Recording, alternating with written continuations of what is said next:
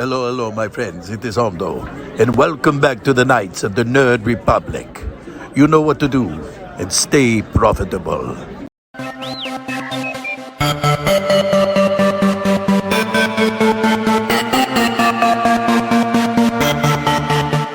The Nerd Academy podcast is released weekly at 12 p.m. Eastern Standard Time, available on our website at www.thenerdacademypodcast.com and wherever you listen to podcasts. You can find the Nerd Academy podcast on Facebook, Twitter, Instagram, and YouTube. You can also help support the show by going to patreon.com/The Nerd Academy podcast, where every donation allows us to bring you more exciting content every week.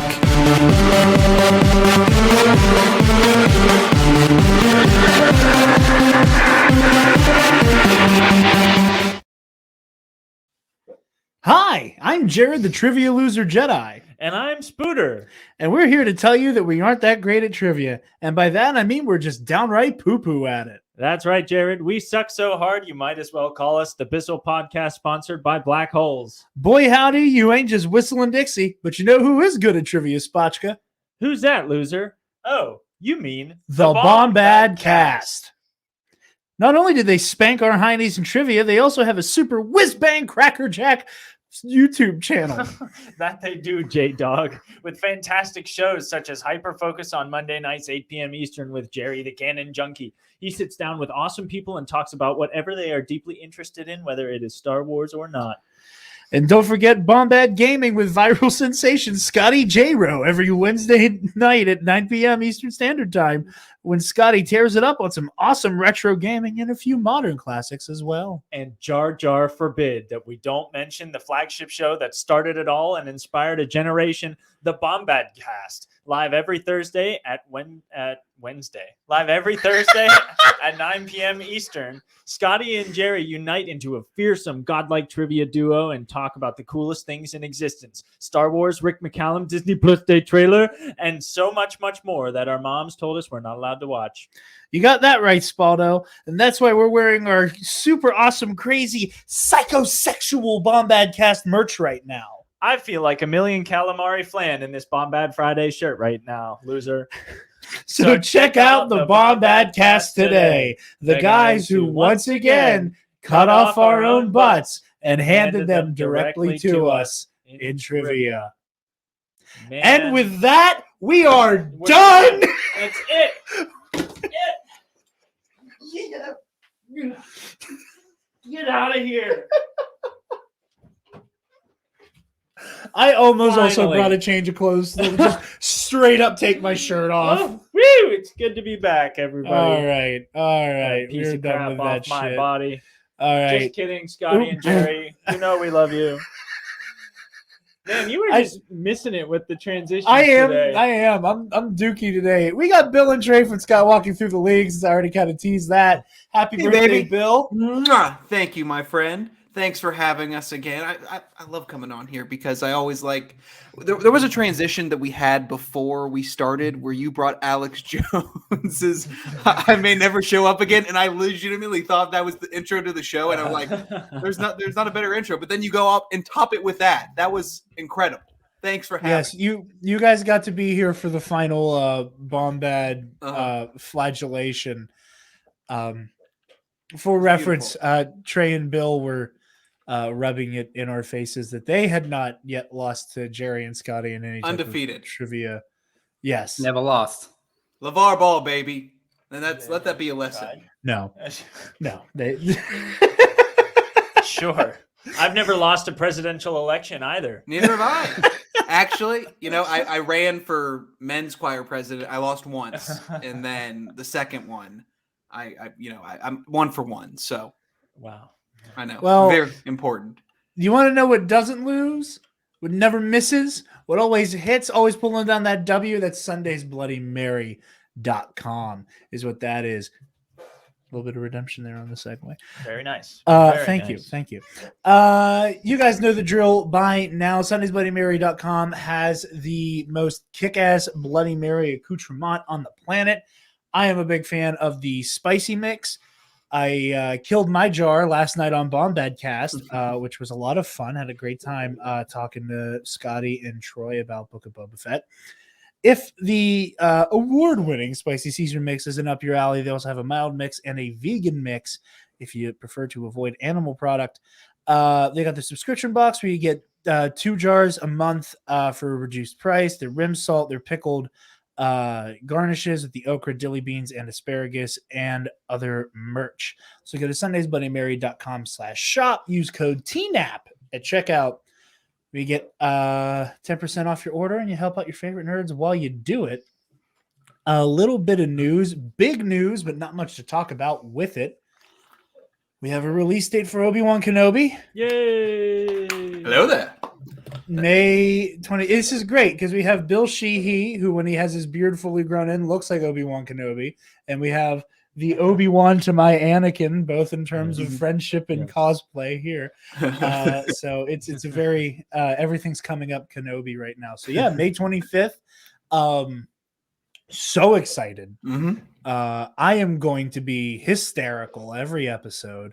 And I am not mentally prepared for it at all. And with no disrespect meant to Team Filoni and Favs, but I'm also really excited to see a Star Wars TV show that they have nothing to do with. If Just for 'cause no I'm- other reason than just for once, Just to see something different. just to see what would happen. It's different. It's different. It's new. You know, And Yeah.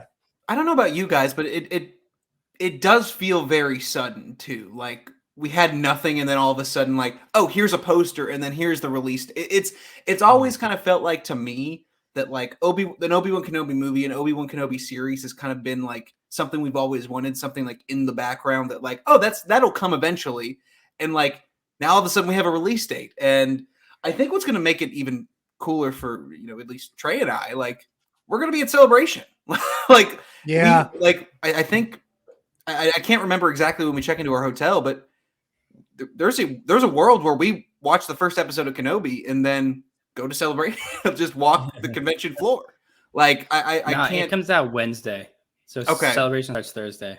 Okay, so we'll be together. I think It just depends because like I think check-in's like at 4, so it's like, are you gonna watch it before the flight or like wait all the way to get to LA and then watch Kenobi? As I've been saying to everyone who's going to be going to Celebration, watch it on the plane, coward. Put it on the plane. Yeah, no.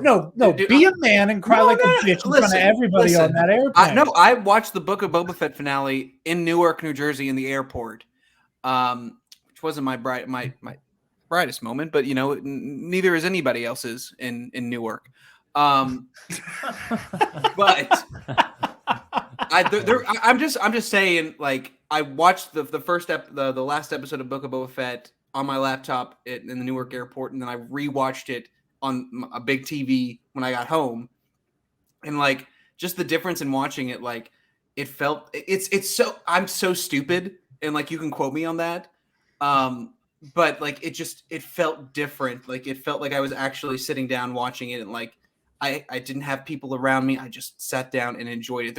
For me, there's something, and if Trey and I are together watching it, like sitting down with a friend and watching it, or just being in a not public place, it just makes me enjoy it more. I don't know if you guys are weird like me, but I will probably be a coward and watch it on the plane because like I can't. The hardest thing I've done in the past year is wait 3 days for Spider-Man, like to see Spider-Man like 3 days after it came out. So like I will inevitably watch it if I'm on a plane or anywhere, but like it's gonna be hard. Like it's just I have a preference to where I would watch it though. I hear you because Boba Fett is my girlfriend's favorite Star Wars character. For all but like 2 episodes this season. And it was only because we weren't going to be able to hang out to watch them. And she was like, for obvious podcast reasons, you do need to watch this. I had to wait all day Wednesdays to watch Boba Fett. And I just like, at work, just, I need my fix. I told her, I was like, I love you. I'm not doing that for Obi-Wan Kenobi. No. No. No. I was like, I will walk through fire for you. I am waking up at 3 a.m. to watch every blessed episode of this show. But and even with Boba Fett, it's not one of my like. I don't really like. I like the character now, but like waking up on Wednesdays and like having something to like watch before I go to work, it's really nice. So like I understand. I completely understand. But we'll see what happens when Obi-Wan comes out. yeah, we also real quick. There's Richard Friend, I think is the name of the actor. We're getting reports that allegedly he will be playing the Grand Inquisitor. So Richard, I can't remember his name, but yeah. So potentially, I think it's Rupert. Rupert Friend. Rupert Friend. We all need a Rupert Friend in these hard times. I'm glad I got the last name right. It's good. Yeah. But yeah, with all that said, let's talk Boba Fett. Please, speak freely. Birthday Boy, thoughts on the sir. finale? I liked it a lot. Like I understand the complaint of them going off, like people talking about like them going off and doing Mandalorian season 2.5, but that's what it was all along. So like I get it, but like it just I know there are a lot of complaints about a certain spinny spin and like Robert Rodriguez's style, but like I think his style works perfectly in this kind of episode. There's a lot. I think there's just a lot to like. I think I liked all the stuff with Mando. I liked all the stuff with Boba Fett. If I did have one initial critical thought on it, it's that I wish there was more. I wish Finnick had more to do. And I know she had played an important part in like, she saved the troubled youth, as my sister has decided to call them. And saved them and then killed the big bad at the end. But like, she was not. It didn't feel like she was super involved throughout the entire thing. And I think that's kind of throughout the series as a whole. I think that there's so much to dive into with her, especially with Ming-Na Wen. I think she's such a great actress and it brings a lot to the role. I want to see more of her. But like, I really like the turn that Boba has done because like it's the honor and the bromance between him and Mando, I thought worked really, really well. And Cad Bane, man, that dude, like I'm always initially hesitant to see like animated characters transition to live action.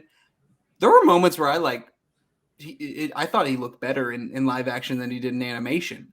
So I know people might have different opinions and that's totally fine, but like all that stuff worked for me. And also, I kind of wish they hadn't. Are we doing full spoilers? I mean, Okay. Go in. I wish they hadn't killed Cad Bane. I think that there was another way to, because I think why bring that character back and just immediately kill him? Like it's like it feels like a Marvel like phase 1 villain problem where you get your big bad and just kill him immediately, which you could bring him back for other stuff, and you could still bring him back in other stuff, and if you want to do more OT stuff. He could obviously show up again in Bad Batch, but like live action Cad Bane really worked for me, and I would have loved to have seen more. But on the whole, I think that the finale was really, really fun. It might have been my favorite episode. I know a lot of people like the second one a lot, but it felt like a really good, satisfying finale to me for all the plot lines that they've set up this season. Hell yeah. Trey? I do not share Bill's opinion on this episode. That's I thought it was like a really fun mess. I don't know. It was fine. It wasn't terrible. I thought like the plot stuff was okay. I thought the coolest part of it was Boba and Din just doing hot boy shit. Like their backs against each other, just like launching their wrist rockets and their knee rockets and their jetpacks and all that bonanza. That was really fun. The Rancor stuff was cool. Although I remember in the episode where we got the Rancor, Danny Trejo was like, it'll take a while for you to bond with it. And then like immediately Boba's just riding the Rancor into the town, which I felt like was a little bit rushed. But yeah.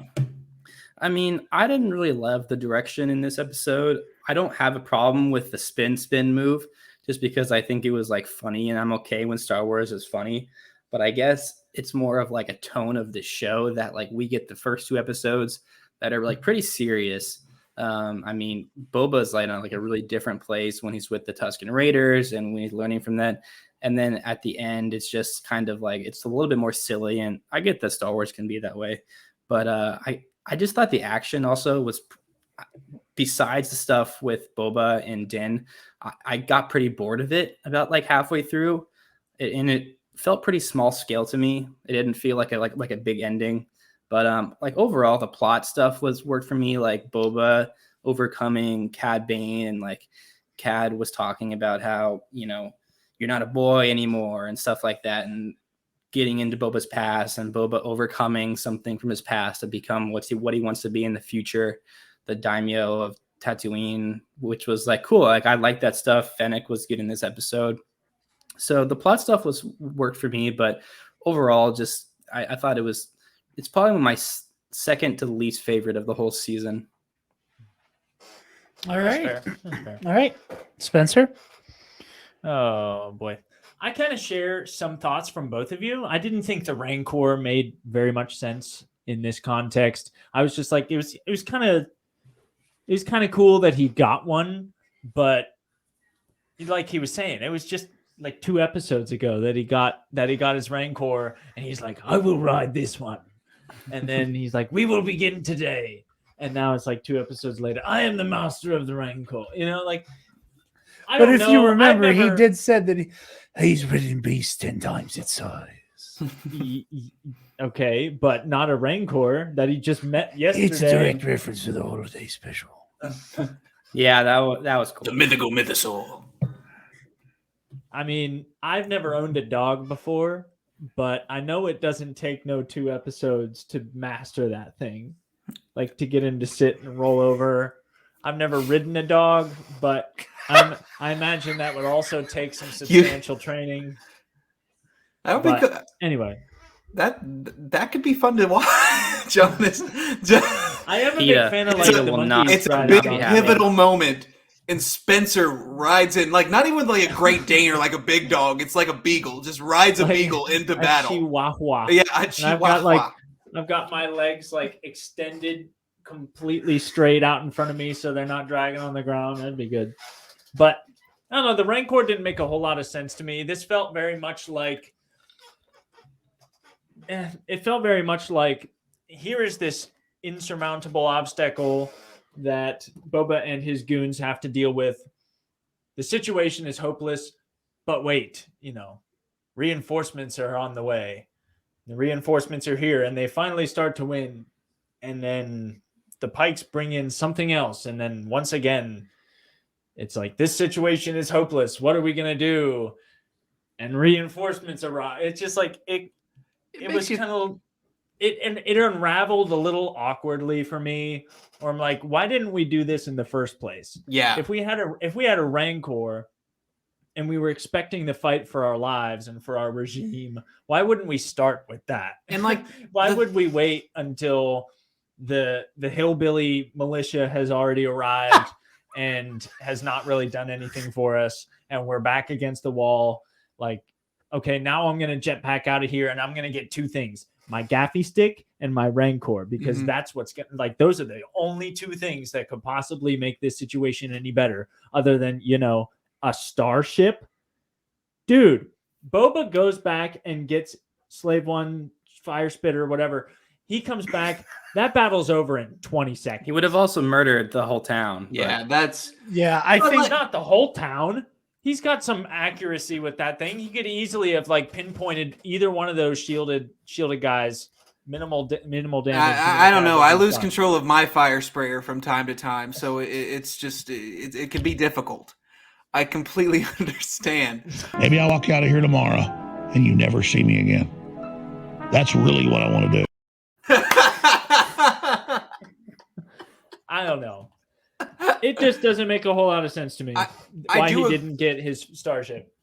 I think he wanted to avoid. Now, granted, like, yes, the Rancor did do like considerable damage to Mos Espa, but I think the amount of damage he could that the souped up droidicas could have done had they not gotten taken out when they did would have been much worse than what the Rancor did.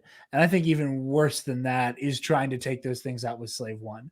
Because you got to remember, like, while yes, I do think a couple rounds from like a blaster cannon that big would have eventually overpowered the shields, those things still went for a hot minute.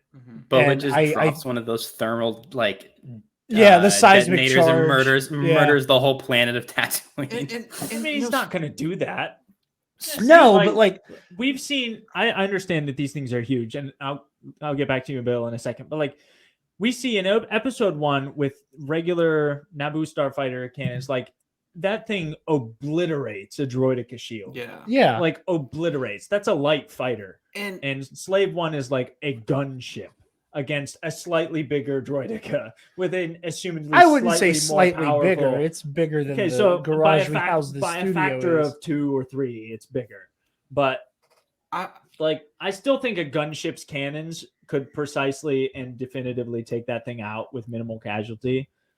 It's not a hill I'm willing to die on in this episode of the Nerd Academy. This is going to be our armorer argument all over again. I'm not doing that again. That took up way more time than it had to. But Bill, what were you going to say? It did feel like, and I was a little unclear of like how the shields work now, like on the big, because like I feel like we've seen the Clone Wars, and like you were talking about in episode 1, like we've seen it where like I think didn't they like have a method where like you could sneak under the shields and like it wouldn't hurt you. It felt like I'm not well versed in shield technology in Star Wars, which that's probably my blind spot. It just felt like, man, just get underneath those shields, get a thermal detonator, and just blow the shit out of them. Well, that's what I was was saying. wondering. Well, I was while like- we were watching it, I was like, someone just distract one of them and let Din sneak up behind it. And shouldn't Boba know that? Like, shouldn't Boba know like I don't know. It also seemed like whenever Chrysanthemum did it,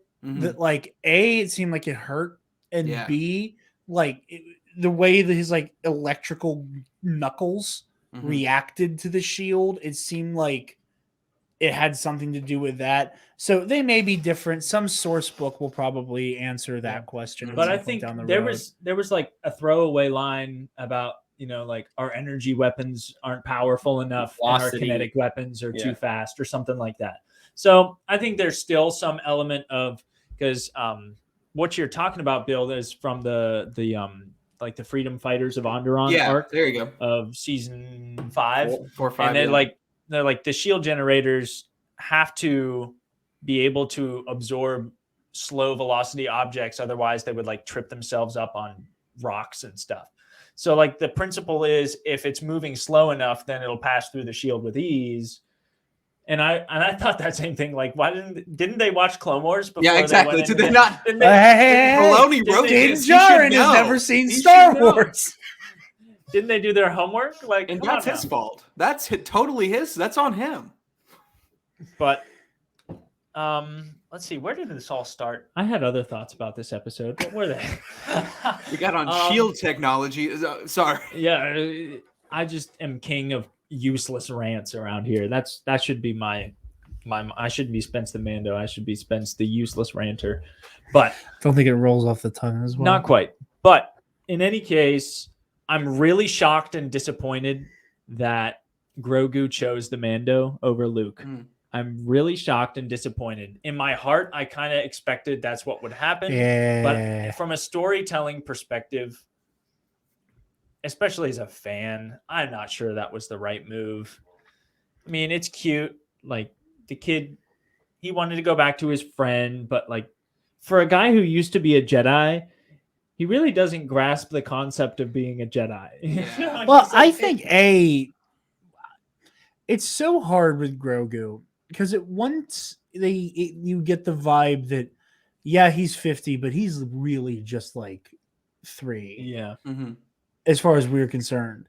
But then you also sometimes get the vibe that like Grogu is completely capable and literate and everything. He's just so traumatized by Order 66 that he's like completely repressed everything and has lost his memories. So like I am still waiting for like a concrete, this baby is a grown adult or this baby is a baby, and if he's a grown adult there's like repressed memory type storyline going on there, or it's a little bit of both. It seems like a little bit of both. Probably a bit of both. But like, yeah, like again, like that's his dad, and like it's just my heart. I'm right there with you. I started weeping the second, and like whenever Pelly showed up in the middle of that battle, she's like, "Hey, Mando, I got something for you." I looked over at Taylor. I'm like, "This bitch did not just bring Grogu in the middle of the I'm like, "You did not just bring that small child. You did not just Qui-Gon Jinn this shit." And bring that a cockpit kid into a firefight. yeah, exactly. Stay in the cockpit. Master Qui-Gon, sir. Stay in the cockpit. Master Qui-Gon, sir. Master. I like how your episode 1 Anakin is Carl Weezer. But no, but like the second she's like, "Yeah, look," and she like throws the blanket off of him, and he's like, "Hey, kid," and then goes like What again. are you doing Like here? Pedro Pascal's performance, like again, I don't know if that was Pedro in the suit or his body double, but between the body double and Pedro's voice acting of that, like, "Oh, I'm so happy to see you. Oh, we got to get you the hell out of here. Oh, shit. It is so funny, and I loved that. It's the perfect encapsulation of "that's my boy," and then blows up, and as it like flips over, "My boy, father, help!" But no, you're right, and I don't know. Here's my thing, and we said this last week. You know, there is a way for them to tell this story now that Grogu is back, and they make it work. You know, how many times across, Marvel, Star Wars, DC, whatever, have you, me, you guys, anybody been like, this is not the decision I would have made, and then later go because we don't know what their plan is. We are getting the cliff notes as it develops. They have the whole kit and caboodle in front of them, and we don't. Then we go, "Okay, I see what your vision was. This is cool. I'm down." So I'm willing to give it a shot, but I agree with you. It is not the decision I would have made to reunite them this early. Practically my slogan on this podcast is I am willing to be proven wrong 100% of the time. Anytime I disagree with something, I'm like, if you can show me how this works, then I'll shut up and I'll be like, you were right.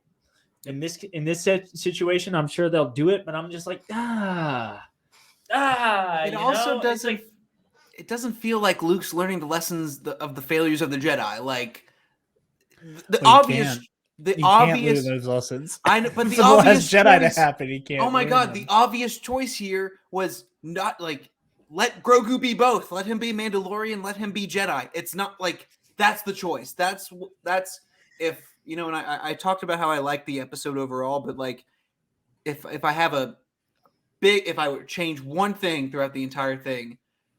It's make Grogu's a Mandalorian Jedi. Let him be a Mandalorian Jedi. That's I think that's the obvious choice. That's what would have worked where Luke was learning the lessons of the Jedi. And I know that like there's got to be something like to eventually, like you said, Jared, that leads to him eventually like leads to the Last Jedi. But like, come on, like it just he is here as a direct result. Like he was born as a direct result of the Jedi not learning their lesson. So like, why wouldn't he let Grogu do that? It's just, But anyway. Well, I think a lot of that, and I love some good old hashtag Luke Skywalker discourse, but I think a lot of people lose sight of the fact that while we have Luke circa the Last Jedi, who is very Jedi reformationist, I think in the way a lot of Star Wars fans are of like the Jedi are good and the Jedi overall need to exist in the galaxy. But and there's a very big but that comes with a whole lot of here's where the Jedi go wrong eventually, and like here's what they need to keep doing, here's what they need to stop doing, blah blah blah. Luke at this point, aside from reneging against Obi-Wan and Yoda on the only solution being killing Vader, he has completely drunk the Jedi Kool-Aid. Mm. You know, and he is like, you know, I think Luke has more in common with a Qui-Gon than he does like Mace Windu right now in the space that he's in. But he's also a lot more than a hop, skip, and a jump away from a Stellan Geos or an Elzar Man. Like he is still severely lacking that like the sensibilities of the High Republic era Jedi, and like he's closer to it than most Jedi of the Clone War era, but he's not there. And I think that he is still very much like, okay, like he's very zen and very, you know, like the Battlefront 2 stuff. Like you asked me to give you a chance. So I'm giving you a chance. You didn't make me have to fight you. So I'm not going to fight you. You know, like that's just what Jedi are supposed to do. So I'm not surprised that he's not learning those lessons. And I don't think he can learn those lessons if The Last Jedi is going to happen. Right. It's frustrating because, you know, we've all seen The Last Jedi, but like it just, you know, and maybe that's what the next Jedi, they finally learned those lessons. Like that's Luke had to fail so that Rey could succeed, or Finn could succeed in building the Jedi Order again, which I just wanted to see Grogu become a Jedi, but and he still might. Hell, he still might. But like, you know, there's and maybe this is them setting up so that Grogu can be in Rey and Finn's new Jedi Order. Like that could ultimately be what it's leading to, which would be like if that's what it is, and I'm like that's why we're wrong. Okay, there you go. You don't need to, I get it. I'm sorry. I'm sorry I was wrong, but yeah. I just think it just felt a little out of character, but that's just me. If I were Grogu, I might almost be like kind of put off by how Luke, it almost seemed like Luke was like, I had this master who looked a lot like you, and I'm going to groom you to be exactly like him. And I wouldn't be surprised if in Grogu's little, maybe adult, maybe infant brain, he's like, I'm not Yoda though. I'm meat. You know, let me be me. Why are you giving me his lightsaber? Why are you asking me if I speak in riddles? Why are you asking me if I talk backwards? Like that's not me. You're giving me this dead man's lightsaber. Like, and there's even like there's official artwork of like Grogu with a yellow or with the yellow crystal with Luke Skywalker. Like that. I don't know how like, and that could come about eventually. But yeah, I think that's let Grogu be Grogu. I think that's a great point. Yeah. Not to mention the fact that from the High Republic novels, we know Yaddle didn't speak in inverted syntax. That's like definitely a Yoda thing. So he's so funny. So all the more reason, so goddamn funny. All the more. So he was doing it on purpose. Like he just not full. Like that's awesome. That's like he was the only. Yaddle was like just talking, just regular basic, and then there's Yoda just fucking around. Fuck with him, I will. Well, that's a joke we made back when when Alden was on. Yeah, where we were like Yoda, Oppo Rancisis, Yaddle, and Yerl Poof are all long lived enough that Yoda at one point in the Jedi Council could have been like, okay, I have an idea. Y'all just need to fucking go with it. For the next, it's gonna be great. He's like, gonna be so funny. Once the people we know age out, no one will be around to know that I just started doing this someday. Yoda just committed to the bit. Totally committed to the bit. Yoda committed hard to the bit. And I love it. Anyway. So that's the first possibility. The second is that according to like Yoda standards, Yoda's a complete idiot. Like he's like he flunked out of grammar school on wherever he's from. And they were just like, they just gave up on him after a while. Just like, we don't have speech therapy on our planet, so he talks funny, but like he's smart, but he talks weird.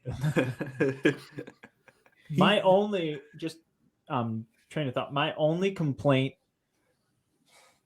serious complaint is did anybody else seem like this finale, like things ended a little too well? Like it worked out a little too perfectly that they beat the Pikes and now everything is hunky dory and they're like walking through the streets and kids are giving them melons and they're like, ha ha ha ha ha, wasn't that fun? But things are okay now. I think it's because we as Star Wars fans are so used to like even our happy endings having like a healthy dollop of like tragedy. Mhm. I'm not talking tragedy. I'm just talking like that's it. Well, I re-listened to last week's episode. I re-listened to last week's episode before today because I wanted to hear freshly what our thoughts were, and we were predicting.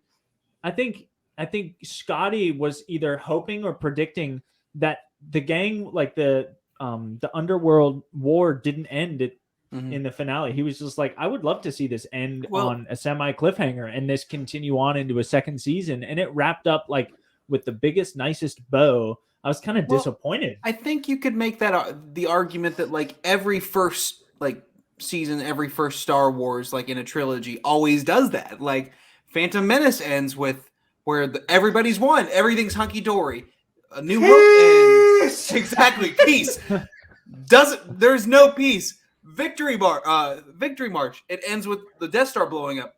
Empire Strikes Back happens right after that. Even The Force Awakens, they've defeated the bad guys.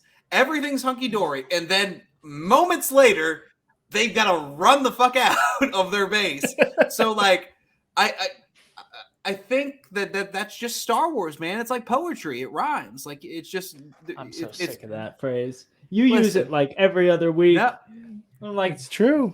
Listen, it's true. It's like poetry. It rhymes, and it's true from a certain point of view. Like, those are the two... Those are the two, like... the mantras of Star Wars. And that's, I think if there is a season 2, I think it could go darker and like you could introduce Kira if depending on how Crimson Reign ends, but like it does ultimately end. And I've even seen like an edit of somebody putting like the Full House theme song at the end of it where they're eating the melon.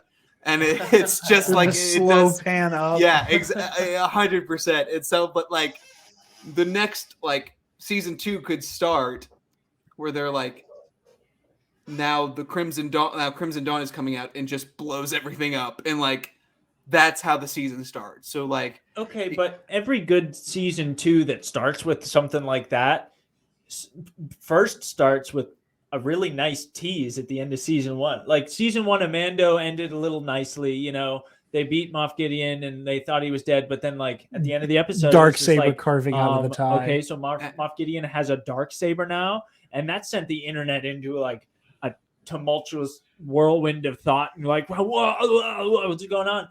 And at this, I'm just like, okay, so are we getting a season 2 or not? Because they've been using season verbiage, so we're definitely getting a season 2. I think ending with slob on that cob in the back to tank. Maybe I'll walk out of here tomorrow and you never see me again. That's really what I want to do. I've never had someone pull that, like, literally trigger a response like that many times in the episode. That's it. Sensational. Yes. God, like I use that so often. Oh, thank you. I really do use that so often. But like it where was I? Slob on that cob. Anyway. Oh my goodness. I think that it does lend to a season 2. Like and I don't know. That's another thing that kind of bothered me now that I'm thinking about it. Like he got shot in the shoulder. Like he didn't like get shot in like the like full chest or like shot in the head. Like he got like a graze on the shoulder. Like he could have been in this. And I hope that that's a tease for what was originally going to be Rangers of the New Republic or whatever. But like Timothy Olyphant as Cobb Vanth is one of my favorite characters in Star Wars. Like in I think you've mentioned where I think you mentioned it last night on Bombadcast where you're like, you have a propensity for Force users. I'm the same way. But I don't know if it's just because I'm attracted to Cobb Vanth or if it's just Or he's if got it's just he's got a style about him Luke. that you're that- like, I God like this damn, guy. and I watched Scream 2 the other night for the first time, and like he was in that, and like that dude has gotten hotter, like just full on, just gotten hotter as he's gotten older. So like it's that I like his character. I want to see more of him, and like I was a little disappointed he wasn't in it, but like if they're setting up for Book of Boba Fett season 2 where he has a more pronounced role, or it's whatever original Rangers of the New Republic or whatever they call it next. I want to see more Cobb Vanth. Like Cobb Vanth is dope, and I want to see more of him. And I think that's a really good setup. Good. And Good. that's something I complained about last week. I was like, we don't know for sure he's dead, but why would you kill off Cobb Vanth? And first of all, why now? Like he had so much potential. I don't think this is that hot of a take. Aside from Mando himself, he's got the most potential as a new character that we've seen, like, ever. Since the TV shows started coming out. Tell me I'm wrong. He's the most charismatic character in Star Wars. Like if you look just OT to now, since Han Solo. Like I know we've got Poe in the sequel trilogy, but like where we are right now, Rio Durant. Oh, okay, you're right. Totally right. Yeah. Totally valid. But like Cobb's got a vibe though. That was such a great pull, Trey. But just listen, I was waiting for these guys to finish. I was going to be like, okay, Trey, what do you think? And then Trey just from the top rope, Rio Durant. Skywalking through the league is first and foremost a Rio Durant stand podcast. So like, it is. But I think that he's a character that you want to see more of, and he has a lot of charisma. So like, it blows my mind that they didn't show more of him. And there's no way he's dead. Like, I think that's been the universal thing. There's no way he's dead. Like, even if like they want to say like, oh yeah, they shot him in cold blood. Like, he ain't dead. He's coming back for something. He has to, because like, just look at him. I don't have him anywhere near me, but like, just look at him. I wish I did. I mean, now that I'm thinking about it, that's pretty much the exact same wound that Rex sustained in season 2 of Clone Wars, the Deserter episode. Like, the shoulder shot is not lethal. We've seen this before. But see, look at him. He's got such a vibe. It's just, Tim Tam OnlyFans. Hold on. Man. I love Cobb Vanth's character. I do too. I really do too. I love the fact that Star Wars gets a Cobb Vanth. It's such, and what a name too, Cobb. Cobb. Yeah, such a great name. But I'm glad that we got to see he's not officially like down and out, that we're going to see some more Cobb. I wanted to see him in the stinking firefight. I wanted to see him in the streets tearing it up with Mando and with Boba and with Fennec. And what we got was Mando and Boba tearing it up with Cobb Vanth on a freaking stretcher, and Ming-Na Wen is hopping over rooftops from Mos Espa to Mos Eisley. I was just like, if that was literally hanging a man, if that was the goal all along, why didn't they do that episodes ago? I know like Boba's a changed man. You got to wait for them to make the first move. But if all it takes is just walking into a room and killing everyone in said room, why did we wait until we were outsmarted and outnumbered? And he didn't want an all-out gang war. He didn't know that the Klatooinians, the Aqualish, and the Trandoshans were all going to double-cross him. Like, so much of that had to do with the fact that Boba very nobly was like, I want to minimize harm at any cost. I don't like that. Boba's goal going in was, I do not want this to be a full-scale gang war. He didn't get that. He didn't get what he wanted, obviously. But like, that's why, like, yes, at every turn this all could have been so much easier for him.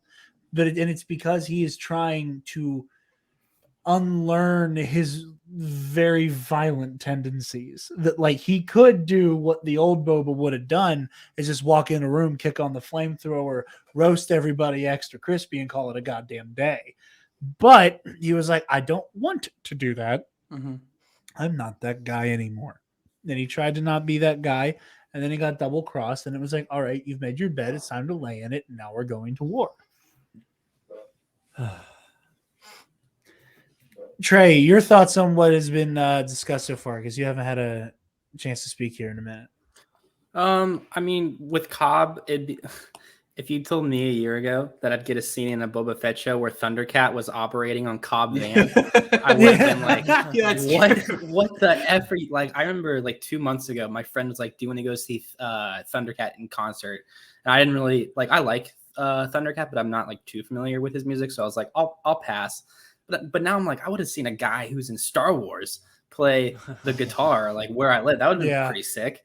No, I mean, I think kind of going back to the Grogu conversation, I don't have as much of an issue with like the choose between the Jedi and choose between your family thing, just because like they have to have Ben Solo be the first student of Luke, and they kind of have to give Grogu back to Den because everyone knows we loved Grogu so much.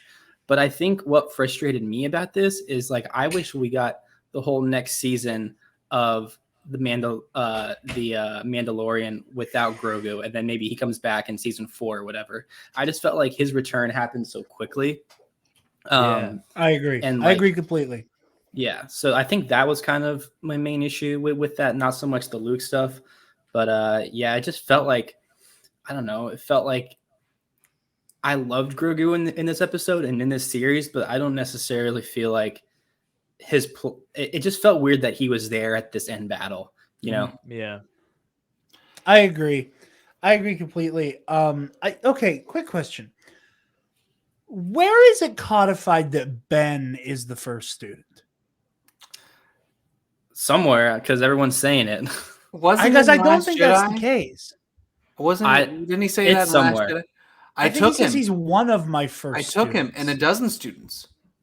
Like I thought that was like kind of, and that could have maybe in the Rise of Kylo Ren they may have said it. I need to reread that comic. But there's like 15 other Jedi at least. That's not counting anyone who we don't necessarily see on the page. Yeah, I don't think Ben has to be Luke's first student. If you want to get real technical and hair splitty about it, according to the Rise of Kylo Ren, it is confirmed that Ben Solo was Luke's first student. I just looked it up. So I think the comic confirmed. I need to reread that. Like that I do comic too. fucking slaps. Like, and I remember, like Charles Soule is undefeated, and that dude doesn't miss. Never lost, as we say. In the heat of battle, he don't miss. Truly, honestly, in the midst of controversy, he don't miss. It's one of my favorite. I gotta put that on the deck. The dog and Michael Rappaport. Yes. Yeah. Oh, he's. I know good. my memes. He's good. That's a favorite. For sure. Oh yeah, for sure. That's what the Super Bowl is going to look like post game. This is going to be Rappaport and Snoop. Oh, Snoop's going to be blazed after the performance. I'm so excited. Joe Burrow. He's unrelated to anything. I'm just taking a beat here. I am so excited for the Super Bowl. So for reasons beyond the actual game. I don't give a damn about the football. I want trailers, commercials, and that halftime show. It's either going to be shame Josh Allen isn't in it, huh? It's true. Get out of here.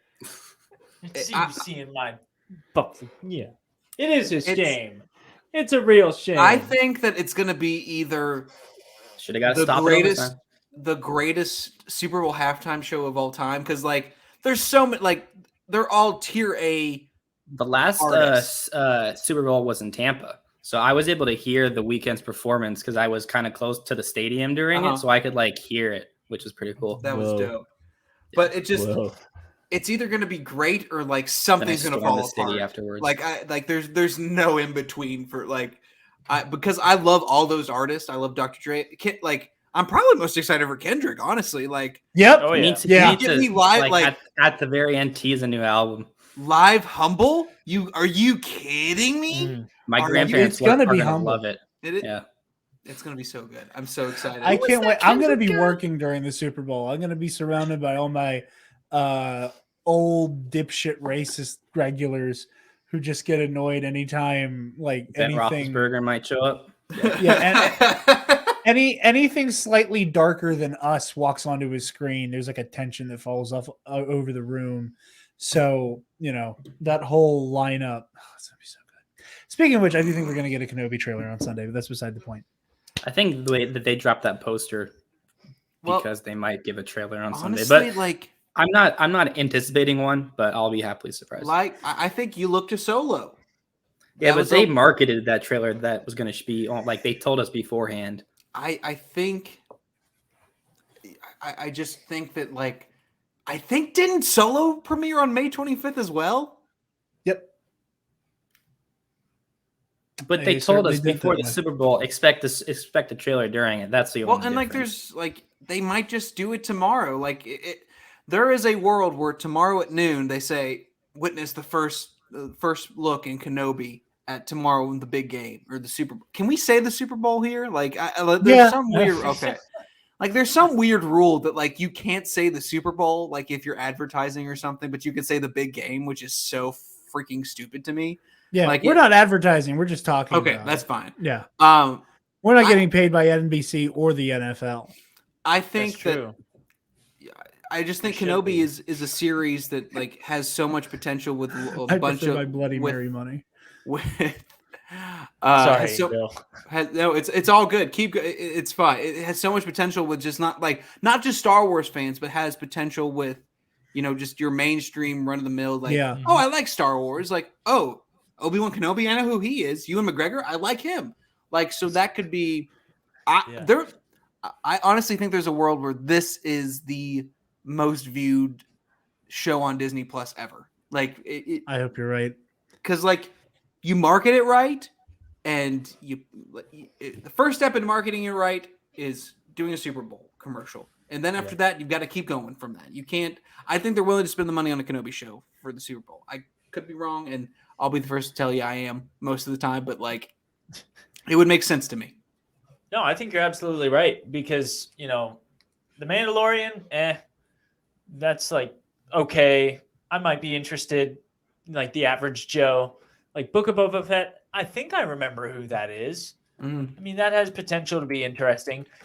Obi-Wan Kenobi, oh my gosh, I love that guy. You're going to just have so many more people who are going to be interested in that show that wouldn't watch another Star Wars show, but would watch a show about Obi-Wan Kenobi because he's iconic. And exactly. That trailer's going to end with Vader breathing too. Yeah. And what's when you think of Star Wars, what's one of the main lines you think of? Help me, Obi-Wan Kenobi. You're my only hope. That's there it is. That's and it's aside from Vader himself, I don't know if there's really any characters that are Star Wars more than Obi-Wan at this point. I think R2 and 3PO. I'm kind of whispering this into the ether, but Rio Durant. But dude, Texter Chester. If the trailer has a help me Obi-Wan Kenobi thing, and as the main line through it, that could be really cool. What are you doing? That'd be really cool. He's whispering. He's doing scoops at SMAR. How the fuck you say? I can't speak anymore. This started funny, and now I sound like I'm having a stroke. Anyway, if I can say something, hey, little mama, let me whisper in your ear. Get yourself. I'm sorry. Anyway, but yeah. I'm just the main line of "Help me, Obi-Wan Kenobi. You're my only hope" could be really cool. I think you could absolutely, while we're doing predestined Kenobi trailer talk, and then we'll jump back to Boba Fett here in a minute. That would be, I think, between that and having echo trailer voice. Where it's you play the lines from the old thing to hearken in the new thing type stuff. It just sounds from Order 66 throughout the whole trailer, just Jedi I was gonna say and shit like that. You could go in the direction, and I think they did this with the Revenge of the Sith marketing as well. And I think it'd be really cool to harken back to that, to have that Jedi Knights was the guardians of peace and justice in the Old Republic. Before the Dark Times, before the Empire, having that Empire. The Imperial March starts playing. Yeah, and you see Purge Troopers and Inquisitors and Vader and Rio Durant shows up. Yeah, Rio Durant. Can he even be alive still, canonically? I think so, but I think it'd be funny. You're cutting it close. He's a few days away. He only has a few days, and he's just and I helped. I Trey, would freak out. That would be such a funny cameo. Trey, because I know you have to get going here soon. Final thoughts on the finale as a whole. Yeah. Before you, it was okay. Like I thought it was fine. My favorite parts were Din and Grogu and Boba, and I think like if those are my favorite parts of the show, it succeeded. I loved when they called Chrysanthemum Santo. That made me happy. I don't know why, but just hearing them like refer to him as like their buddy was pretty cool. I can't believe that dude's in Fortnite. Like if you would have told me in 2017 that Black Chrysanthemum would be in Fortnite, I would have like what? It's crazy.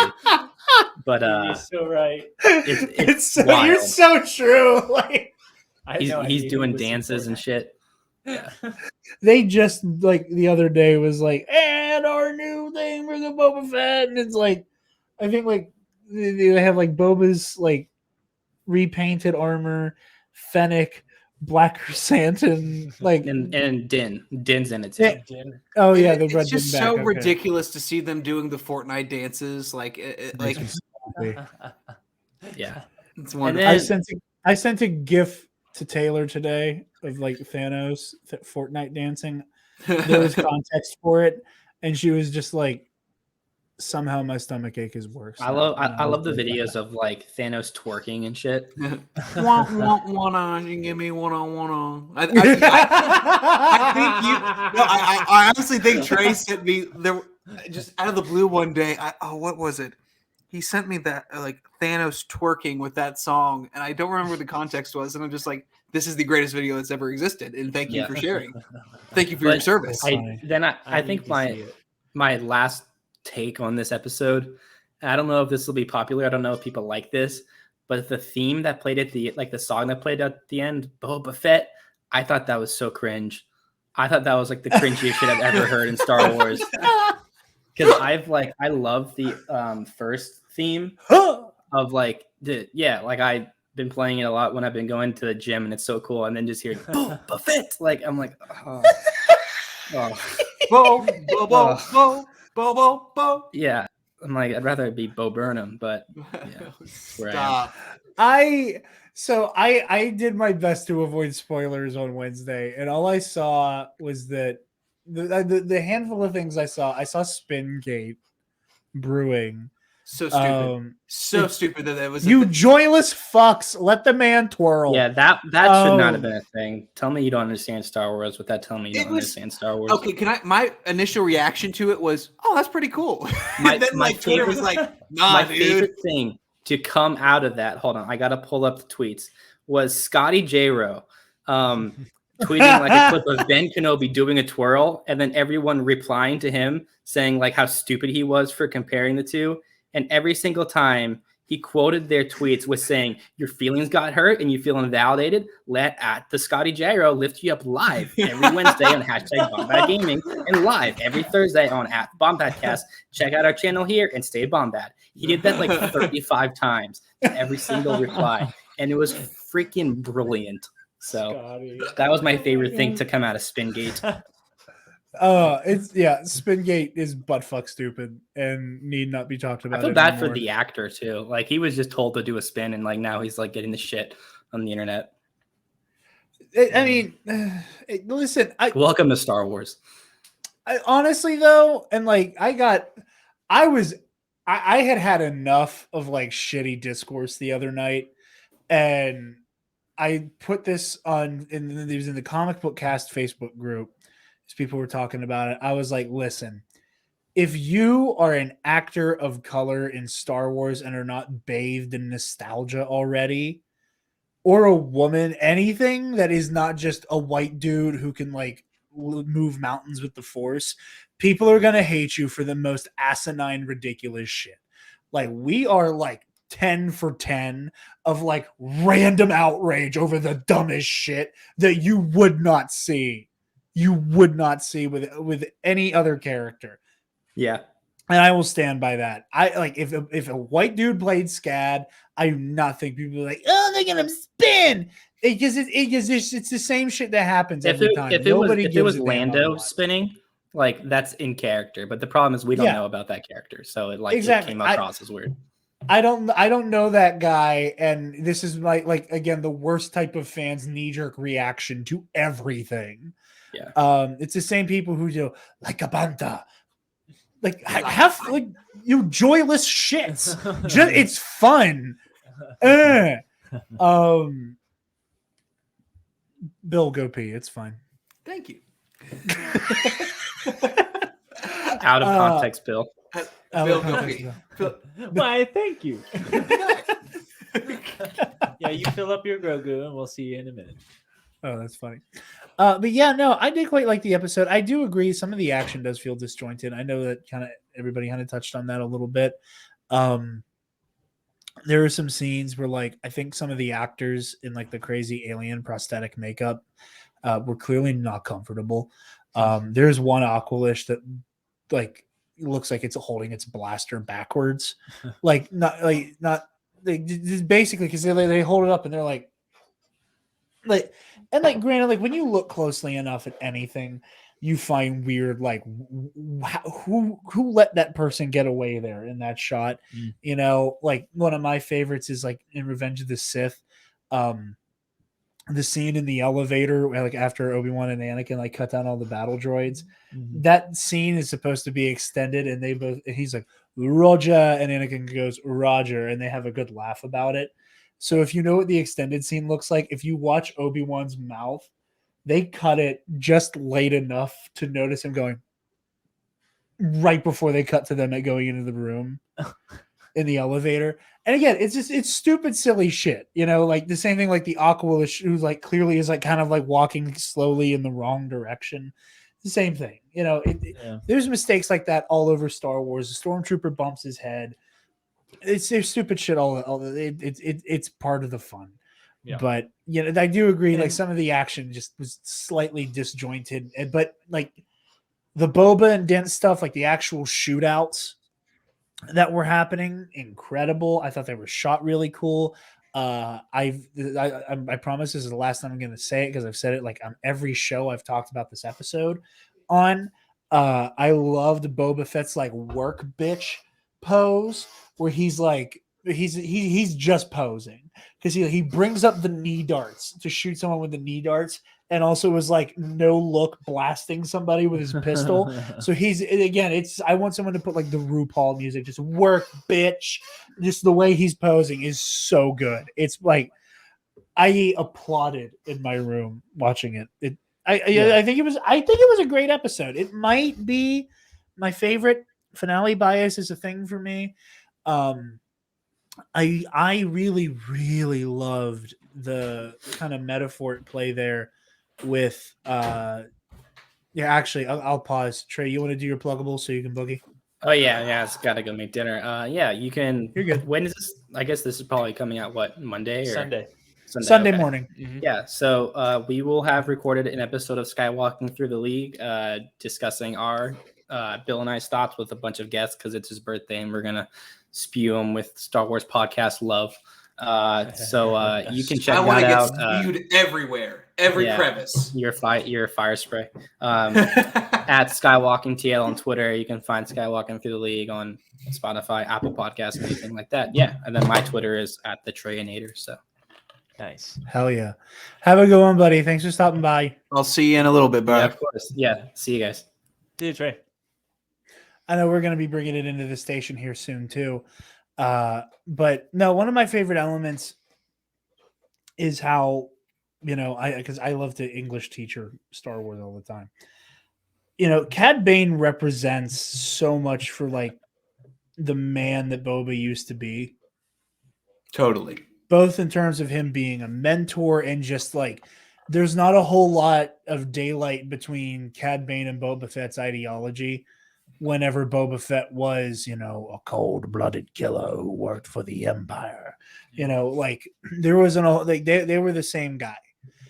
So I love that at once you have Cad Bane with the whole like, "What's your angle? What are you doing this for?" And Boba's like, "I'm just here doing the right thing.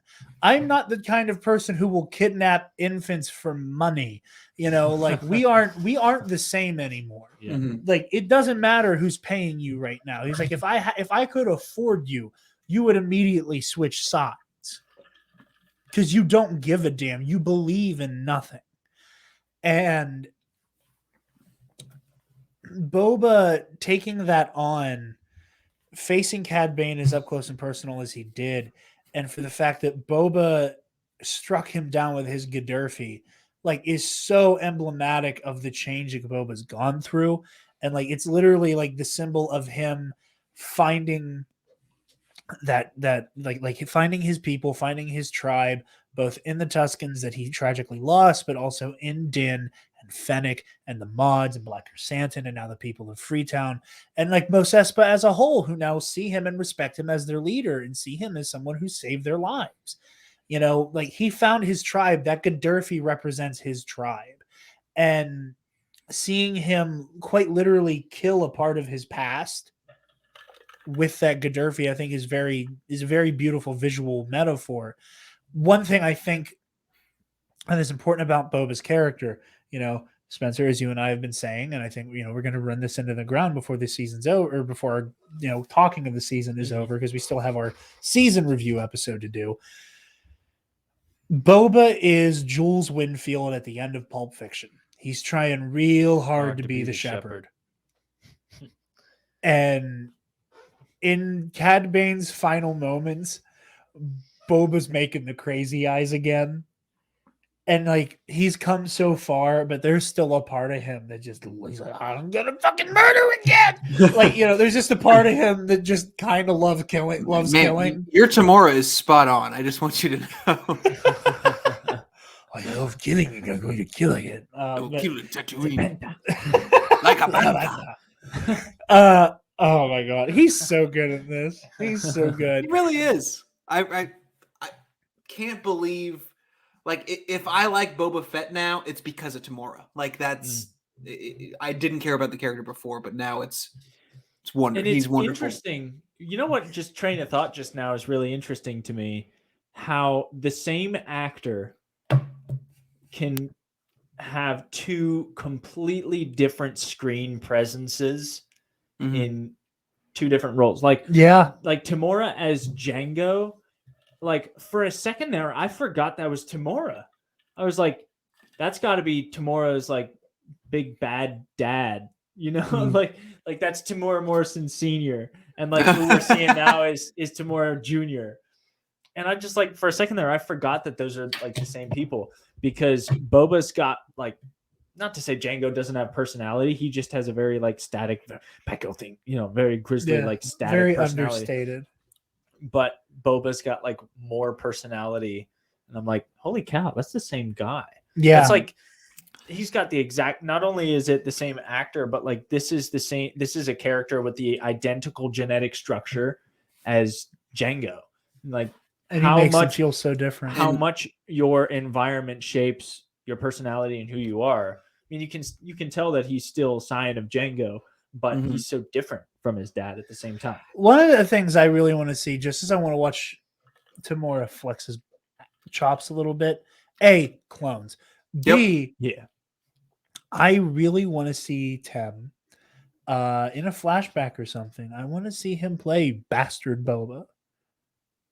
I want to see a moment where like Bastard Boba actually gets to fucking do something. Yeah. And I want to see that. Like, I want to get to see like his like I want to see Tem as Jango, Tem as Cody, Tem as Rex, Tem as Bastard Boba, Tem as like, found Jesus in the Sarlacc pit Boba. If you only gave me one choice to who I want Tamora Morrison to play in any of those clones, it's Rex. Because I think I think Rex is so similar to who he is that like that I think it would be perfect. Like, that's we're talking about, the different perspectives that Tamora has done. He's done Jango, he's done Boba.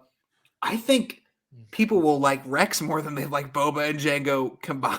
mind. Like I think just you're right. I think he's so likable, and like that's like I said, what is great about just Tamura Morrison, the person, is very, very similar to Rex. So like to see him portray that character is so exciting to me, and I really hope we get to see that. I really do, because like that's as much as I love him as Boba, man, you give me Tamura as Rex, that's it. Like I think that could be the definitive Tamura portrayal in Star Wars. I disagree, but that's just me. Okay, I'm stunned it's- that you do actually. It's As a just clone guy, for whatever reason, I'm so much of a Clone Wars guy, that more than any of the other clones, D. Bradley is Rex to me. Like D. Bradley has become synonymous with Rex. Like in the same way that like we would never want an Iron Man that was someone other than Robert Downey Jr. I see what you mean. In that same way, like the thought of having a Rex that's not animated with D. Bradley is just like not nauseating, but like it makes me uncomfy. I'm like, why would I want that? We've already got the perfect Rex. That's my opinion. I completely disagree, but I completely understand why you would think that. Like I'm 100% with Bill. I could not disagree more, but your logic is sound. It's like you just associate the role. Yeah. No, totally, and that's like. Like I said, I completely understand. It's just like I'm such a fan of Tamura. Like even before he was Boba again, like seeing him in Aquaman, like was like, oh man, I wish that dude was in more stuff. And then like now he's in Book of Boba. Like yeah, exactly. So I'm like, wait, that's Tamura Morrison. That's Jango Fett. Yeah, like that's so why cool. Have we seen him for a while? I know exactly. So like that's kind of where I'm at. Like at the same like I said, I completely understand where you're coming from. It's just, I think that there's so much potential there, man. Like, and even I agree, yeah. But that's just me. It's like I say in like every episode, I am so willing to be proven wrong. It's just like Cody and Rex. Like I could totally see, and not just because we have had a Tamura Cody before, but I could totally see Cody coming back with Tamura Morrison playing with Rex. It's like it's a little, and it's ironic. Like what I'm saying shouldn't make any sense because, like you were saying, of the clones, the most like Book of Boba Fett Boba is Rex. They're the most similar versions of Tamura that we could get, and yet I'm like, I just can't see it. What I'm saying doesn't make sense. I cannot back it up at all. I have no logic to this. It's 100% preference. I would have a lot of trouble unless the writing, the production, and Tamura would have to be 100% on point from the get-go for it to not take a while for me to be like, okay, so this is Tamura, but it's also Rex. All right. Okay. Like in order to have me on board like that, there would have to be nothing that I could pick apart. I pick apart really fine details, and there would have to be nothing. And it would take me a while. I would eventually come around. I'm willing to bet, but it would take me a while. As most people will tell you, I am such a slut that like all you have to do is give me Tamura with a bald head and a gray beard, and I'm like, yep, that's Rex. That's it. That's all I need. I'm so there that like, but it just works for me, man. Like that's I will say that at the beginning when Tamura came back as Boba in the second season of Mandalorian, I was a little like, man, maybe he feels a little too old for that. But then like as the show, like Book of Boba Fett, and like as you showed him in Mandalorian season 2 more, like, oh, absolutely. I was totally proven wrong. Like you said that you were willing to, but like it's just there's something about Tamura where like just get that gray beard and just that little scar right there, and then like all he has to do is smile, and then like, oh, I'm there. Like I really like I'm getting excited right now just like talking about it. Like I think it makes so much sense to me, but that's just me.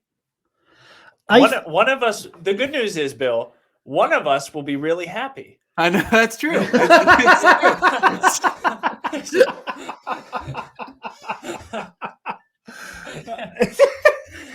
At least neither of us are going to be like just completely disappointed. And I will be happy for you. When that happens, I will be happy for you. I I appreciate feel like this that. is exactly what Bill wanted. That's which is like my favorite kind of Star Wars, exactly what Bill wants. Yeah. That was funny. But yeah, no, I think this episode was good. I'm looking forward to what we get in the future. You know, I think that the pieces for okay. Here's one thing. Bill, this will be like our final topic, and then we're gonna put a bow on this episode. Okay. Bill, is Cad Bane alive?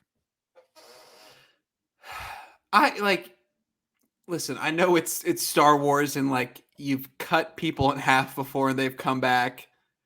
But like it's pretty hard to come back from a impaling through the heart. Like it is. Never say never. I'll say yes, just because like they made it so final and like they had to do something with his body, right? Like somebody had to move his body. So like Why wasn't that the end credit scene? Just like some random guy dragging Cad Bane's body through the street, Wearing his hat. But if that was the final clip, Hold on. that- That would be the most metal shit for Boba if this show gets a season 2. If somewhere in his throne room, like in the same spot that Jabba was displaying fucking Han Solo, is just like one single hook holding Cad Bane's hat. I don't think he would do that. Like now I know he would, but it would be so kick ass if he did. But like if it like we were like you were saying a little bit earlier, Spencer, like if it was like the instead of the Cobb scene, it was like somebody dragging Cad Bane's body and then like he's got this gun right here and then like just shoots and like and then that's it. Like Bill likes. No, some like grave robber comes over and he like picks up his hat, he like puts it on, he's like walking away, he like gets shot in the back. And do Duros have two hearts? Over. I mean, and he has gotten shot in the head before, so like it's never say never, but like I think just full on stab and like him dying or him looking at least appearing to die. I think Cad is dead. For me, never say never, but they better freaking not. They better not like bend over backwards to bring him back. The more I thought about it this past week, the more I'm like, Cad should have died from natural causes by now. He is by rights like 80 years old. But how long did Duros live? We looked it up last week. 70. And it's like their average lifespan for a Duros is like 70. So he's already on borrowed time. He's already like ancient. The fact that he can even walk around, let alone have that's what bothers me more than anything else, is that like I'm surprised unless we get some like after the fact explanation. We just happen to get some guy that is like the Duros lifespan is 200 years or whatever. He is like clearly in his middle ages in Clone Wars. So by the time we get to Book of Boba Fett, he should be like enjoying his retirement on hospice. That's his age right now. The fact that he is in it, the more, like I said, the more I thought about it, the more it bothered me this week.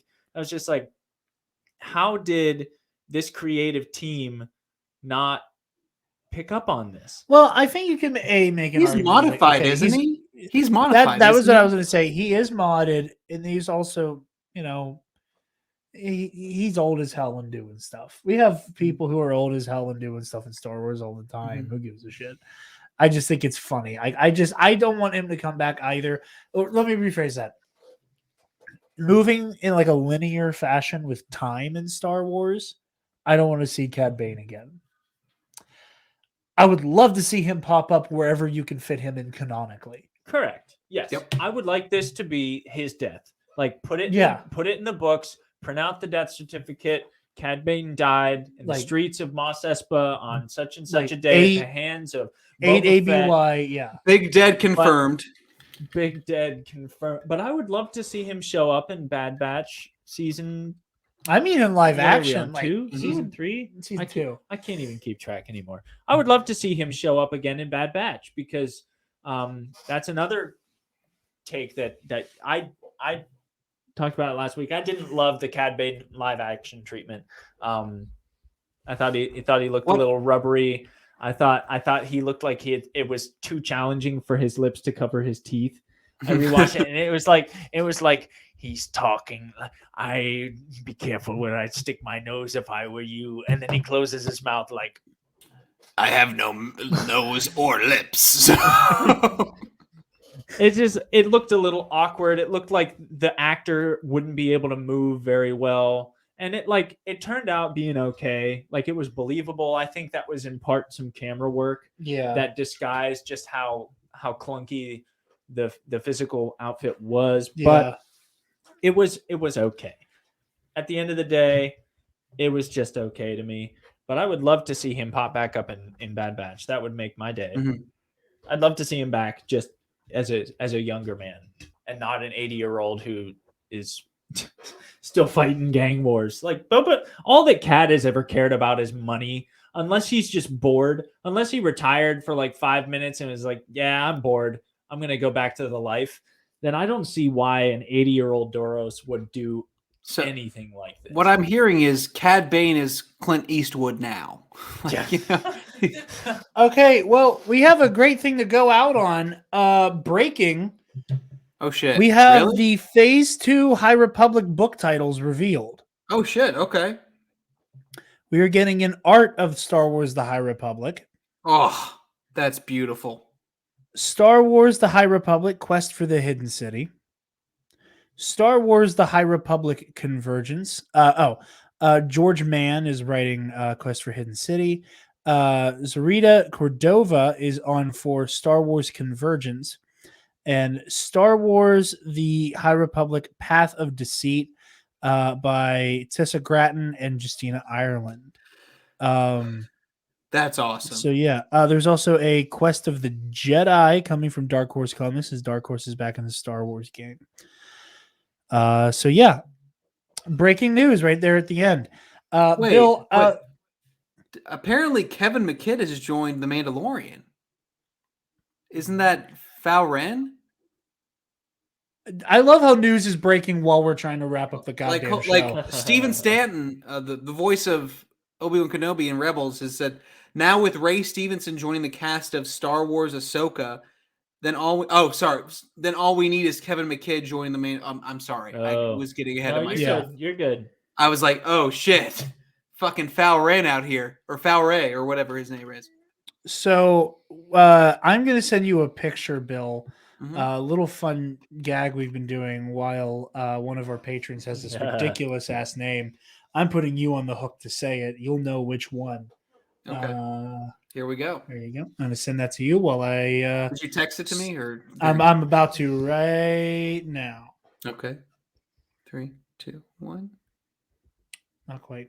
My thumbs aren't that. In the meantime, you can find me on Instagram at SpenceMan Cosplay, and you can find me on Twitter at SpenceMan49, where I hardly do anything on Twitter, that is, but really on either. But Jared, Doing yes. great. Well, first of all, Bill, where can the lovely people find you? You guys can find me on Twitter at Star Wars Bill. You can find my podcast, Skywalking. That was real terror in that man's eyes. Hold on. What is that? Rate your friendly neighborhood. Oh, not yet. Okay.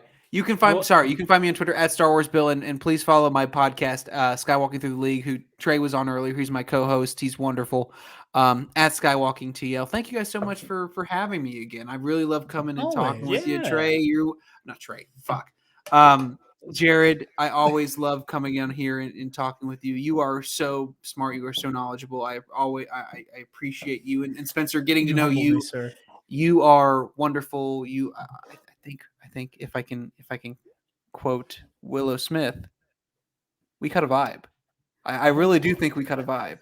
I think so. I do. So Maybe. with Valentine's Day right around the corner. Are you ready for the ride? So, baby, are you ready for the ride? Ride. Thank you guys so much for having me. I really do appreciate it. Jared, Yes. where? You guys can find me on Twitter and Instagram at Dark Jedi 2552. And you can find the Nerd Academy podcast on Facebook, Twitter, Instagram, YouTube, and on our website, www.thenerdacademypodcast.com, where, if you're feeling generous, you can donate to our Patreon. Give me a dollar! Speaking of our patrons, thank you to our $10 alumnus, Waffle Wizard, Delta 9, Nick Johnson, and Paco, a.k.a. Your friendly neighborhood otorhinologist? What the? I'm so glad I'm not the only person who habitually throws that extra G in there. Of all Oh, people, though, okay. Scotty almost nailed it last week. You're He okay. almost got it spot on. Your friendly neighborhood otorhinologist? What is that? Is that like It's the fancy term for head, nose, throat doctor. Which Oh. makes sense if you think about it, because Yeah. rhino means nose, Yeah. larynge means throat, ologist. So Oto must be nose. I should know so that. Otorhinolaryngologist. Listen. I've got it down. I've practiced. Yeah. So how do you say it? Otorhinolaryngologist. Why would they name it that? That's so dumb. That's like, they're just making it just do ear, nose, and throat. That's so stupid. What? Hi, I'm the ear, nose, and throat doctor. Do they have a word for that? It is ear, nose, and throat doctor. just all one word. Just remove all the spaces. That's smush them so together. dumb. I'm so sorry. Ear, nose, That's and so throat dumb that they make it.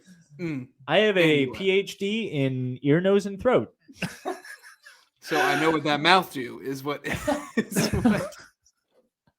Oh boy. Maybe I'll walk out of here tomorrow and you never see me again. That's really what I want to do. Bill with the three-peat on the Alex Jones clip.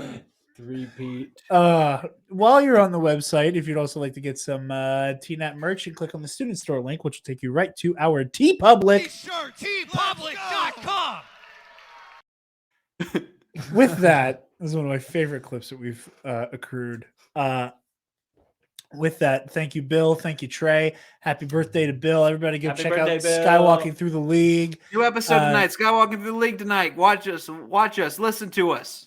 Yes, watch them, listen to them. And thank you all so much for joining us. We're honored that you have joined us. For one last time, stay bomb bad, and may the force be with you always.